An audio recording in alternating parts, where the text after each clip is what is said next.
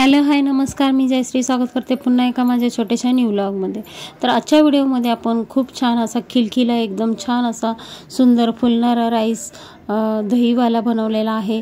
तर व्हिडिओ पूर्ण न स्किप करता बघा आणि व्हिडिओ कसा वाटतोय तेही कमेंट्समध्ये जरूर सांगा। तर सगळ्यात पहिला मी इथे भाज्या सर्व कापून घेतलेल्या आहेत। सर्व भाज्यांचा मिक्स आपण पुलाव बनवणार आहोत। छान असे सर्व फ्लावर, गोबी, गाजर, वटाणा, पत्ताकोबी आणि परसबी वगैरे सर्व काही तुमच्या मनानुसार भाज्या घेऊ शकता। तर आता मी इथे भाज्या स्वच्छ धुवून घेतलेल्या आहेत साफ करून। आणि सर्वात पहिला आपल्याला आता मॅरिनेट करायचं आहे ते। तर मी सर्व पावडर घालत आहे, जिरा पावडर, धनिया पावडर, तुम्हाला कोणताही मसाला, मॅगी मसालाही टाकू शकता याच्यामध्ये मॅरिनेट करायला। तर आता मी लाल तिखटही थोडंसं टाकलेलं आहे चवीनुसार।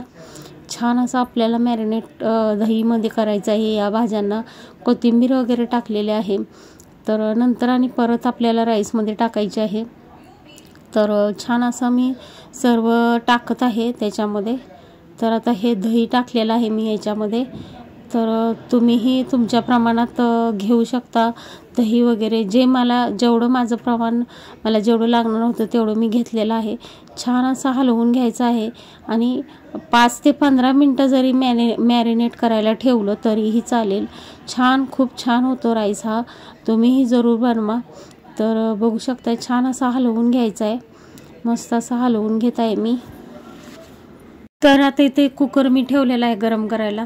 कुकरमध्ये प्रमाणात ऑइल घालायचं आहे, तुम्ही टोपामध्येही करू शकता, पण मी नेहमी राईस कुकरमध्येच करते, चवही छान येते आणि पटकन होतोही।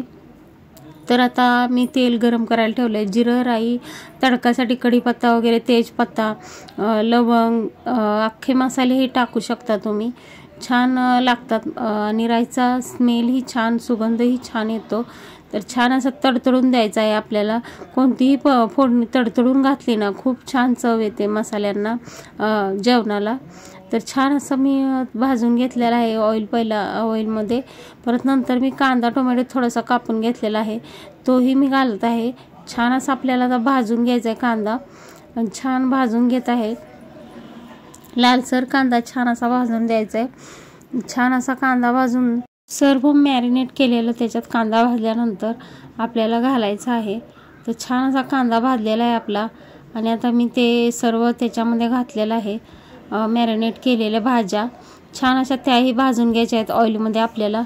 छान अशा भाजून घेऊन मी बासमती राईस घेतलेला आहे पुलावाचा, तो छान असा स्वच्छ धुवून घेतलेला आहे, त्याच्यामध्ये घालायचा आहे। तर तुम्ही तेल फोडणीला घालायच्या ऐवजी थोडंसं घीही घालू शकता त्याच्यामध्ये, घीचा राईस खूप छान लागतो। तर छान असा हलवून घेतलेला आहे, मस्तपैकी भाजून घ्यायचं, म्हणजे छान असा राईसला चव येते। छान असं पाणी प्रमाणात गरम करून वतायचं आहे थोडंसं, किंवा थंडही वतलं तरी चालतं। प्रमाणात पाणी नेहमी राईसच्या वर थोडंसं 1 इंच वर असावं। चवीनुसार नमक टाकायचं आहे। छान असं 1 ते 2 शिट्ट्या करून घ्यायच्या आहेत आणि बघू शकता छान मस्त असा छान राईस खिलखिला एकदम आणि सुटसुटीत राईस छान कुकरमध्येही छान होऊ शकतो। फक्त शिट्ट्या प्रमाणात केल्या पाहिजेत आणि छान असा वाफवून राईस, म्हणजे थोड्याशा शिट्ट्या झाल्याही थोडंसं बारीक गॅस करून 2 मिनटं आपल्याला ठेवायचं आहे, म्हणजे जे पाणी असेल तेही सुकून जातं। आणि अशा छान रेसिपीजसाठी चॅनलला नक्की सबस्क्राईब करून सबस्क्राईबच्या बाजूला बेल आयकॉन दाबा। Thank you, thanks for watching.